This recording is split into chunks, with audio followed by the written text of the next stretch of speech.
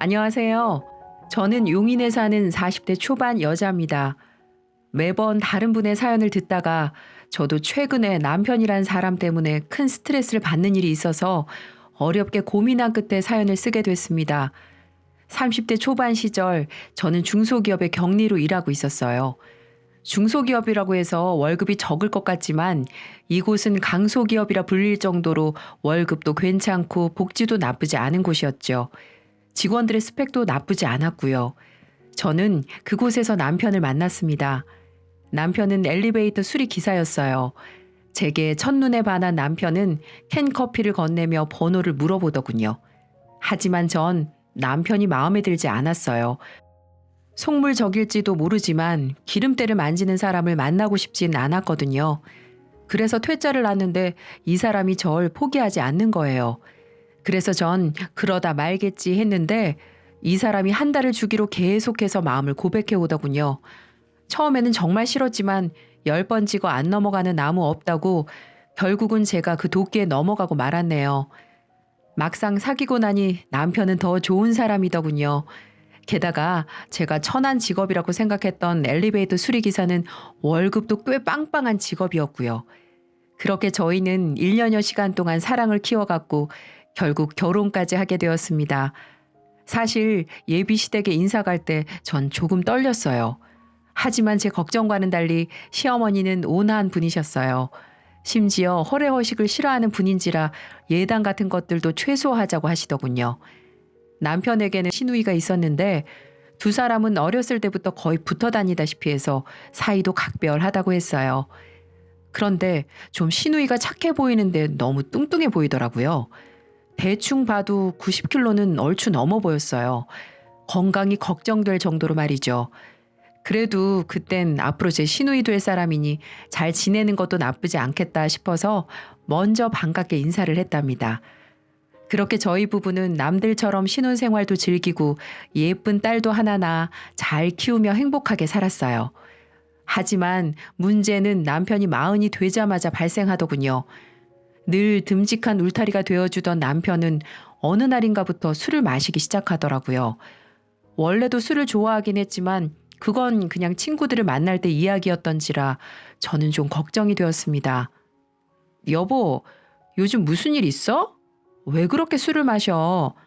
평소에는 예진이 본다면서 집에 술도 안 사오던 사람이 뭔데? 저는 어두운 얼굴의 남편에게 고민이 무엇이냐고 물었어요. 하지만 남편은 아무것도 아니라고 말하며 그저 술잔만 기울이더군요. 그렇게 술병만 늘어가는 나날이 이어졌습니다. 그러던 어느 날 저는 남편의 작업 가방 안에서 약봉지를 발견했어요. 샤워를 하고 나온 남편에게 무슨 약이냐고 물었더니 한참을 망설이더군요. 그래서 저는 얼른 말해. 병이 있으면 아내인 나한테 말을 해야 될 거 아니야. 뭔데? 죽을 병이야? 그래서 말 못하는 거야? 라고 물었습니다. 남편은 그제야 그 약이 우울증 약이라는 걸 고백하더군요. 조금 당황스러웠어요. 몸이 아픈 거라 생각했는데 정신이 아픈 거였으니까요. 저는 대체 무슨 일 때문에 우울증이 걸린 거냐며 남편에게 물었어요. 한참을 고민하던 남편은 그제야 사실을 털어놓더군요. 사정은 이랬습니다. 몇 달 전 남편은 큰 호텔의 엘리베이터 수리를 맡았는데 자신의 실수로 엘리베이터를 추락시켰다고 하더군요. 다행히 사람이 없는지라 인명피해는 없었지만 엘리베이터가 완파된지라 거액의 수리비를 호텔 측에 지불해야 한다고 했어요. 다행히 남편 회사에서 보험을 들어놔서 남편의 지갑에서 돈이 나가는 일은 없었지만 남편은 그 일로 회사에서 해고당하진 않았지만 온갖 괴롭힘에 시달렸다고 합니다. 그러다 버티지 못한 남편은 회사를 그만두게 되었던 거죠. 남편은 제게 회사 퇴사 사실을 숨긴 채 이리저리 구직을 했다고 해요. 하지만 취직은 쉽지 않았고 생활고에 대한 압박감 때문에 술만 마시다가 우울증이 걸렸다고 했습니다. 그 얘기들을 듣는데 가슴이 답답하더군요. 남편이 못마땅해서 그랬냐고요? 아니었어요. 힘든 일을 전부 혼자 감당한 남편이 가장 원망스럽더군요. 아니, 그걸 왜 여태껏 말 안 하고 꽁꽁 감추고 있었던 거야? 그럼 지금 몇 달 동안 출근하는 척하면서 아침에 나갔다가 저녁에 들어왔단 말이야? 제 물음에 남편은 고개를 푹 숙인 채 눈물만 흘리더군요. 저는 그런 남편의 모습을 보는 게 속상했어요. 솔직히 잔소리를 퍼부어주고 싶었죠. 하지만 눈물을 보이는 남편에게 어떻게 그러겠습니까? 그래서 저는 남편을 꼭 안아주며 그동안 마음고생 정말 많았다고 해주었어요. 결국 저와 제 자식을 위해 끙끙 앓았던 거니까요. 이후 저는 남편에게 잠시 쉬라고 말했어요. 어차피 제가 벌어오는 돈으로도 생활이 되니 이왕 해고 당한 김에 마음껏 쉬다가 구직하라고 말했죠. 남편은 알겠다고 말했습니다. 그렇게 반년이 흐르자 남편의 우울증이 조금씩 호전되었어요. 마시던 술도 줄이고요. 기운을 차린 남편은 제게 장사를 한번 해보고 싶다고 하더군요. 남편이 해보고 싶다는 종목은 보쌈집이었습니다. 어릴 적부터 자기가 보쌈 귀신이었다며 보쌈집을 차리면 성공할 수 있을 것 같다고 하더군요. 솔직히 말리고 싶었지만 겨우 기운을 내서 하겠다는 일을 막을 수는 없었죠. 솔직히 아무것도 안 하고 집에서 술만 먹는 모습이 보기 싫기도 했고요. 그렇게 저희 부부는 저희가 살던 아파트를 담보로 대출을 잔뜩 받아 차렸어요. 아파트는 정말 최후의 보루인지라 걱정이 많이 되었어요. 그런데 또 어떻게 장사가 되긴 되더군요. 장사라고는 한 번도 해본 적 없던 보쌈집이 잘 되다니 정말 신기한 일이었습니다. 자기가 요리 연구가 뺨친다고 하더니 그 말이 정말 맞는 것 같았어요. 하지만 딱 반년이 지나자마자 매출은 수직 하강했습니다. 남편이 잘못했냐고요? 네, 맞습니다. 이놈의 남편 놈이 친구 놈에게 저 몰래 개인 대출을 받아서 3천만 원을 빌려줬더군요. 중마고우라는 친구한테 돈을 빌려줬던 남편은 한 달만 쓰고 준다는 친구 부탁을 거절하지 못하고 빌려줬다가 그 친구가 연락이 두절되는 바람에 비싼 카드 대출 받아서 빌려준 돈을 온전히 남편 혼자 갚을 수밖에 없는 상황이 된 거죠.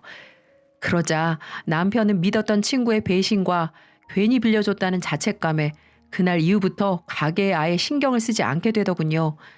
손님이 오든 안 오든 매일같이 가게에서 술을 퍼먹고 있으니 어떤 손님이 좋아라 할까요? 영업시간에 술을 마시다니 완전히 미친 짓이었죠. 제가 이 일로 잔소리를 하니 남편은 아니 그럼 손님이 하나도 없는데 어떡하라고? 그냥 멀뚱히 서 있을까? 술이라도 집어넣어야 내 썩은 속이 좀 풀릴 거 아니야. 라며 소리를 치더군요. 남편이 그렇게 나오니 할 말이 없었습니다. 가장 답답한 건 남편일 테니까요. 하지만 정도가 너무 심했어요. 배달 음식 안주에 소주를 매일 2~3병씩 들이켰으니까요. 그 바람에 남편의 몸무게는 85kg에서 100kg을 훌쩍 넘고 말았습니다. 사람이 나이가 들면 살이야 당연히 찌는 거라지만 남편은 너무나 단기간에 쪄버렸기에 걱정이 되었어요. 사실 고도 비만인 사람들의 말로야 뻔하잖아요. 그런데 이 상황에서 시어머니의 반응이 너무 웃기더군요. 시어머니는 남편의 가게 사정을 대충 알긴 하셨는데요. 저희 부부가 오랜만에 시댁에 방문하니 남편을 바라보며 아이고 내 아들 왜 이렇게 얼굴이 반쪽이 됐어? 그렇게 힘드니? 어? 아이고 욕본다 욕봐. 우리 귀한 아들 사업한다고 욕봐. 라며 발을 동동 구르시는 거예요. 심지어 저에게 남편 밥 좀 잘 챙겨주라면서 삐쩍 마른 남편을 보면 죄책감도 안 드냐고 하시더군요. 정말 어이가 없었습니다.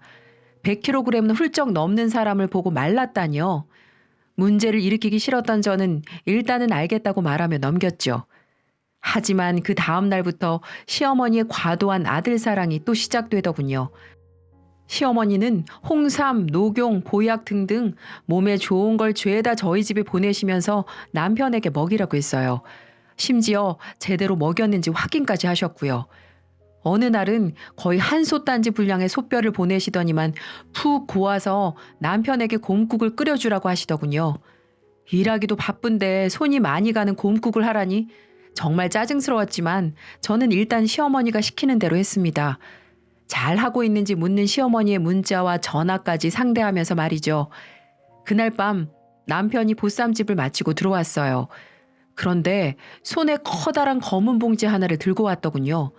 뭐냐고 물으니까 유아 포장마차에서 마감한다고 순대를 떠리로 판다길래 전부 사왔다고 하는 거예요. 봉지 안을 들여다보니 엄청나게 많은 순대가 있었어요. 거의 몇만 원어치였죠. 남편이 같이 사온 소주 3병을 냉장고에 넣고 씻으러 가는데 정말 화딱지가 나더군요. 시어머니는 들들 볶지, 남편이란 인간은 허구한 날 소주에 야식을 흡입하느라 인간 돼지가 되어가지. 뚜껑이 완전히 열려버린 저는 끓이고 있던 곰국을 싱크대에 다 부어버렸어요. 그리고 시어머니가 갖다 준 소뼈와 남편이 사온 순대를 봉투에 우겨놓고 밖으로 내다버리려고 했습니다. 샤워를 마치고 나온 남편은 제가 무슨 짓을 하는지 곧장 알아차리더군요.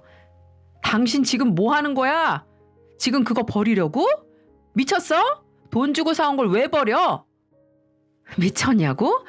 미친 건 내가 아니라 당신이야. 당신은 거울도 안 봐? 거울 속에 있는 당신 몸뚱이가 하루가 다르게 무너져가는 거 안 보이냐고? 저는 띠룩띠룩 살이 찐 남편에게 소리를 질렀습니다. 사실 남편이 회사도 그만두고 친구에게 배신을 당하면서 정말 힘들다 보니 그럴 수 있다고 생각했어요. 물론 처음에는 100번 이해하려고 했고요. 하지만 갈수록 남편의 행동들이 도가 지나치다 보니 점점 지쳐만 가더라고요. 그래서 전 남편에게 마지막으로 말했습니다.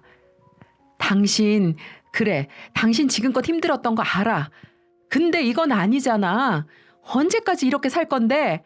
지금 당신 힘들다고 매번 술에 배달 음식을 잔뜩 시켜 먹는 바람에 살이 나하고 결혼할 때보다 몇 킬로나 찐 줄 알아? 무려 30킬로나 쪘어. 이게 말이 돼? 언제까지 내가 당신을 이해해야 되고 보고만 있어야 되는 건데? 당신 딸이 뭘 하는 줄 알아? 당신이 창피하대. 돼지 같아서. 딸한테까지 그런 소리 듣고 싶어? 정말 마지막으로 말하는데 한 번만 더 이런 모습 보이면 나 당신이랑 못 살아.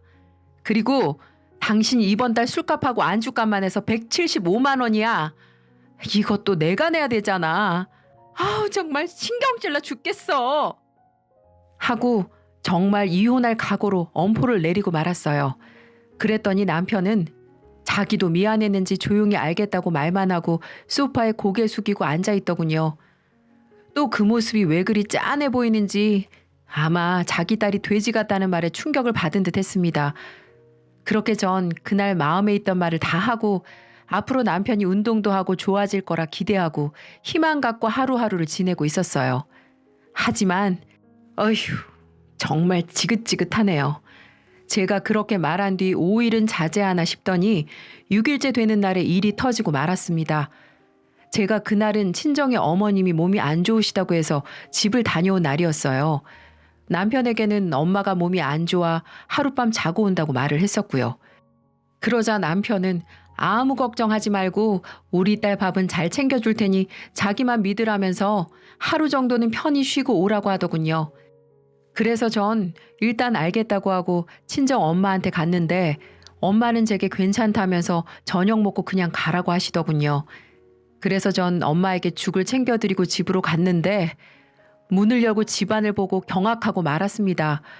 세상에 남편은 며칠 전에 저와 약속했던 건 언제 그랬냐는 듯 치킨에 피자에 족발에 모든 세상의 음식들을 잔뜩 시켜서 소주에 술을 마시고 있는 겁니다. 그리고 더 놀란 건 뭔 줄 아세요? 제가 처음에 90kg 넘는 시누이가 한 명 있다고 말씀드렸잖아요. 그 시누이까지 불러서 입에 치킨 양념을 잔뜩 묻히고 같이 돼지처럼 우걱우걱 먹고 있더군요. 마치 한 쌍의 돼지 부부 같아 보였어요. 당신 자고 온다면서 어떻게 왔어? 언니 왔어요? 오빠가 언니 없다고 오랜만에 한잔 하자고 해서 왔어요. 라며 해맑게 제게 인사를 한 신우의 모습을 보니 속에서 천불이 나더라고요. 그것뿐이 아니었습니다. 옆에서 앉아있는 제 딸도 족발을 함께 먹으며 해맑게 엄마 이거 너무 맛있어. 엄마도 와서 같이 먹자. 이리 와. 아빠가 저녁 대신 이거 시켜줬다. 이거 진짜 맛있어. 아휴 진짜 자기만 철석같이 믿으라면서 딸 밥 잘 챙겨주겠다고 했던 남편은 딸에게 저녁 차려주는 게 귀찮았던지 배달 음식을 시켜준 겁니다. 이게 말이 되는 소린가요? 결국 전 폭발하고 말았습니다. 당신 이혼해. 나 분명 말했지. 한 번만 더 이런 모습 보이면 같이 못 산다고. 언제까지 정말 이렇게 살 거야? 나 도저히 못 살겠으니까 그렇게 알아. 하고 방으로 들어가 버렸습니다. 저를 본 시누이는 치킨을 먹다가 제가 화를 내는 모습을 보고 그대로 얼어버려 들고만 있었고, 딸도 상황을 눈치챘는지 그제서야 조용히 있더군요. 남편은 시누이와 딸 사이에서 자존심이 상했는지 얼굴에 치킨 양념을 다 묻혀놓고, 그래 갈라서 내가 무서울 줄 알아? 참나 먹는 것 가지고 난리야 라고 소리를 지르더군요. 아휴, 전 참다 못해 지금까지 모든 게 남편의 행동들이 쌓인 게 폭발한 거였어요. 남편은 평소에 살이 찌다 보니 변기에 엉덩이가 다 들어가지가 않는지 똥을 죄다 변기에 묻히는 것도 다반사였고, 가게 갔다 오면 잘 씻지도 않고 술 마시고 침대에 누워 냄새를 펑펑 풍겨서 제가 어떨 때는 베개만 들고 거실 소파에 잠을 자는 일도 부지기수였습니다. 그리고 그걸로 끝이게요? 아무리 힘들어도 밤에 그건 하고 싶나 봐요. 남편이 침대 대부분을 몸으로 차지해 전 구석진 곳에 간신히 몸만 걸치고 있는데, 일주일에 한두 번은 또 그게 남자라고 하고 싶은지 절 안으려고 하더군요. 그렇게 힘들어서 술만 마셔대는 사람이 남자긴 남잔가 봅니다. 기본적으로 샤워라도 좀 하고 건들던가요. 술 냄새에 이상한 고약한 썩은 냄새가 진동을 하는데 누가 하고 싶은 마음이 들기나 할까요? 그때마다 거절을 하면 남편은 또 자존심이 상한다며 소리를 버럭버럭 지르는 거예요. 다들 제 기분이 어떤지 상상이 되시나요? 다음 날 회사에서 조퇴한 저는 집으로 와서 남편의 짐을 캐리어에 닥치는 대로 쑤셔 넣었습니다. 짐을 다 싼 후에는 남편의 가게로 갖다 놓았죠. 손님 하나 없는 가게에 있던 남편은 어안이 벙벙한 표정을 짓더니 이게 대체 무슨 짓거리냐고 하더군요. 그래서 저는, 왜? 어제 얘기 끝난 거 아니었어? 당신도 갈라서자며. 오늘부터 그러자고. 라고 외쳤습니다. 그러자 남편은 홧김에한 소리를 진짜로 믿고 이딴 짓을 해? 부부가 싸우다 보면 이혼 얘기도 자연스럽게 할 수 있는 거지. 그걸 진짜로 받아? 그리고 나만 잘못했냐? 당신도 잘못했잖아. 근데 왜 내가 나가야 하는데? 라고 하더군요. 그래서 저는 당신이란 사람 때문에 우리 집안이 망가지고 있고, 그놈의 술이랑 배달 음식 때문에 당신뿐만이 아니라 우리 예진이까지 비만이 될 것 같으니까 그냥 나가 살라고 했죠. 저희는 그렇게 보쌈집에서 설전을 벌였습니다. 안 그래도 없는 손님을 아주 떠나버리게 할 일이었죠. 화가 잔뜩 난 남편은 제가 건넨 짐을 가지고 시댁으로 들어가더군요. 아들 바보 시어머니는 당연히 난리가 났죠. 제게 당장 찾아오더니, 얘, 너 지금 뭐 하는 거니? 고작 그런 일 가지고 이혼을 입에 담고 남편을 쫓아내기까지 해? 너 아주 막장이구나. 네, 어머니, 저 막장이에요. 근데요, 저보다는 어머님 아들이 더 막장이거든요. 오늘 남편 몸뚱이 보셨죠? 그게 사람이에요? 어머니는 그게 정말 삐쩍 마른 거라고 생각하세요? 눈이 있으면 똑바로 보세요. 그게 사람인지 돼지인지. 그러고는 그날 밤 시누이와 남편이 음식을 잔뜩 시켜서 소리 지르고 노래 부르고 개판 5분 전으로 술 퍼먹는 CCTV 영상을 보여줬습니다. 저희 집에서는 홈 CCTV가 설치돼 있었거든요. 그래서 그걸 보면 시어머니가 제게 이렇게 따지진 않을 것 같아 보여드린 거였죠. 하지만 시어머니는, 뭐야? 겨우 이거 가지고 그러니? 기분 좋으면 그럴 수도 있지. 너 그리고 말 다 했어? 우리 진성이가 잘못을 하면 뭐 얼마나 잘못했니? 일이 이렇게 됐으니까 말하는데 넌 뭐 대단한 며느리인 줄 아니? 막말로 네가 돈을 잘 벌기를 해, 남편 내조를 잘하기를 해, 살림을 잘하기를 해. 잘하는 거 하나도 없잖아. 만약 네가 남편 뒷바라지 잘했으면 이런 일이 벌어지기나 했겠니? 그렇게 저와 시어머니는 한참이나 다퉜습니다. 솔직히 말하자면 전 남편에게 경각심을 주기 위해 이런 일을 벌인 거였어요. 충격요법으로 남편이 정신 좀 차리라고 한 거였죠. 하지만 시어머니의 말을 들으니 정말로 이혼할 마음이 들더라고요. 이딴 시댁과는 더 이상은 인연을 이어가고 싶지 않았거든요. 시간을 가진 저는 마음을 정리했습니다. 그리고 변호사와 상담해 합의 이혼 서류를 작성했고 그걸 시댁으로 보냈죠. 당연하게도 시어머니는 가만 계시지 않더군요. 이게 어디 건방지게 이혼 서류를 보내? 내가 그때 그렇게 말했는데도 정신을 못 차린 거야? 어? 이혼을 해도 우리가 결정하는 거지. 어디 감히 여자가 이혼하고 말고 결정해?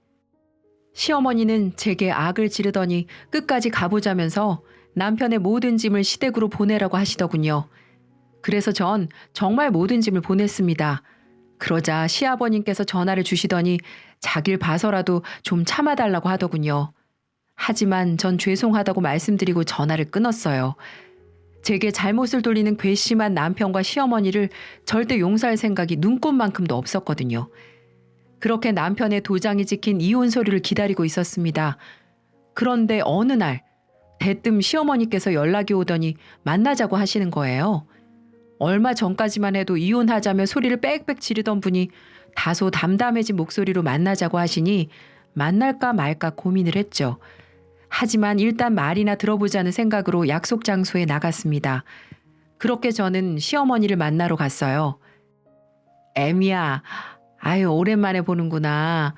어째 살도 좀 빠진 것 같네. 예진이는 잘 지내니? 카페에서 만난 시어머니는 이상할 정도로 친절하게 저와 제 딸의 안부를 물으셨어요. 얼마 전에 저를 잡아먹으려 하시던 걸 생각하면 완전히 다른 사람 같았죠. 그래서 저는 적당히 대답만 했습니다. 하지만 시어머니는 말만 빙빙 돌릴 뿐 용건을 말하지 않으시더군요. 슬슬 신경질이 났던 저는 용건 없으시면 먼저 일어나 볼게요. 라고 말하며 자리에서 일어났어요. 시어머니는 그제야 입을 떼시더군요. 그땐 내가 미안했다 애미야. 미안하단 말에 저는 다시 자리에 앉았습니다. 그리고 무슨 말씀을 하시는 건지 물었죠. 그러자 시어머니는 고해성사를 하듯 진심을 토로하시더군요. 내가 너무 생각이 짧았어. 그땐 진성이가 쫓겨서 들어온 게 너무 화가 나서 막말을 했는데 이제야 반성한다. 내가 이렇게 사과하마 애미야. 시어머니는 그렇게 말씀하시더니 이 일에 대한 모든 잘못은 남편에게 있고 제 잘못은 하나도 없다고 하시더군요. 그러면 전에 했던 발언들에 대해 조목조목 사과를 하셨어요. 저보다 훨씬 연장자인 분께서 그렇게 나오니 저도 마음이 좀 수그러들더군요. 그래서 저 역시 잘못한 점이 많다고 했습니다. 그러자 시어머니는 제가 쫓아낸 남편과 지냈던 몇 달간의 이야기를 해주시더군요. 내가 정말 진성이 그놈 때문에 요 몇 달간 우라통이 터져서 못 살겠더구나. 허구한 날 소주를 사들고 와서 집안 분위기 망쳐놓는 데다가 배달 음식을 또 얼마나 먹어대는지 너 진성이 보면 지금 깜짝 놀랄 게다. 네가 쫓아낼 때도 뚱뚱했지만 지금은 훨씬 더 뚱뚱해졌어. 시어머니는 남편이 술과 배달 음식에 찌들어 사는 모습을 보니 저와 제 딸이 그동안 얼마나 스트레스를 받았을지 이해가 됐다며 제대로 알아보지도 않고 화를 낸 게 정말 후회된다고 하시더라고요. 시어머니께서 제 입장이라 하더라도 똑같이 했을 거란 말을 덧붙이면서 말이죠. 애미야, 네 말이 맞았어. 네가 그때 보여준 CCTV 영상이 다 사실이었어. 네 남편이랑 내 딸의 그런 모습을 보고 처음에는 별거 아니라고 생각했는데 이건 정말 중대한 사안이구나. 네 시누이도 얼마 전에 일 다 때려쳐서 네 남편이랑 아예 내 집에서 하루에 2번씩 꼬박꼬박 음식 시켜 먹는데 내가 죽을 맛이야. 내가 이렇게 바짓가랑이라도 잡으마. 어떻게 좀 네 남편이라도 데려가면 안 되겠니? 아유, 내가 내 명에 못 살겠어. 어떻게 나이가 들면 철이 든다더니 네 남편은 갈수록 생각도 없고 나를 이렇게 힘들게 한다니. 네가 진성이 그놈한테 무슨 짓을 해도 가만히 있을 테니까 제발 이혼만은 참아주렴. 나 정말 이놈의 아들 때문에 화병 나서 못 살겠어. 이렇게 말씀하시며 더 이상 우리 집안일에 신경 안 쓸 테니 제발 본인 눈앞에서 사라지게만 해달라고 말씀을 하시는 거예요. 어머님도 말 그대로 질려버리신 거죠. 그리고 앞으로 절대 남편에게 잔소리하는 것에 관여하지 않겠다고도 하셨고요. 전 일단 알겠다고 말했습니다. 그렇게 며칠 후 회사에서 퇴근한 저는 시댁으로 갔어요. 제가 집으로 들어가자마자 시부모님이 환한 얼굴로 저를 맞이해 주시더군요. 이런 환대는 처음 받아봤어요.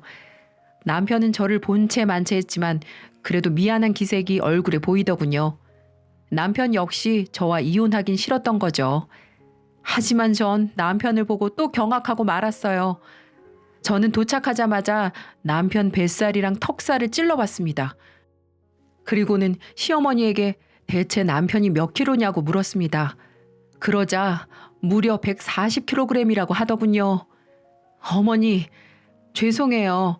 제가 웬만하면 어머니 부탁 좀 들어드리려고 했는데 이건 제가 어떻게 할 수가 있는 게 아니에요. 이 사람은 구제가 불가능해요. 저 가볼게요. 죄송합니다. 완전히 망가진 저 사람을 감당할 자신이 없었거든요. 그러자 시어머니가 제 바지가랑이를 붙잡으며 제발 남편도 데려가 달라고 하더군요. 심지어 남편 또한 미안하다며 딸 예진이가 너무 보고 싶다고 다 큰 남자가 눈물을 뚝뚝 흘리는 거예요. 시아버님께서 제 손을 꼭 붙잡고 제발 부탁 좀 한다고 하셨고요. 온 가족이 그렇게 제게 애원을 하니 마음이 약해졌습니다. 그래서 전 약속 한 가지를 했어요. 제가 딱 한 달 후에 다시 와볼게요. 만약 그때 남편이 20kg을 감량하지 못하면 전 그냥 이혼할게요. 시부모님과 남편은 어떻게 한 달 만에 20kg을 빼냐며 조금만 줄여달라고 하더군요.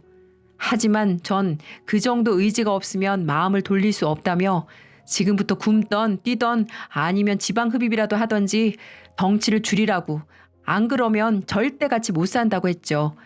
이건 경고가 아니라 진심이었어요.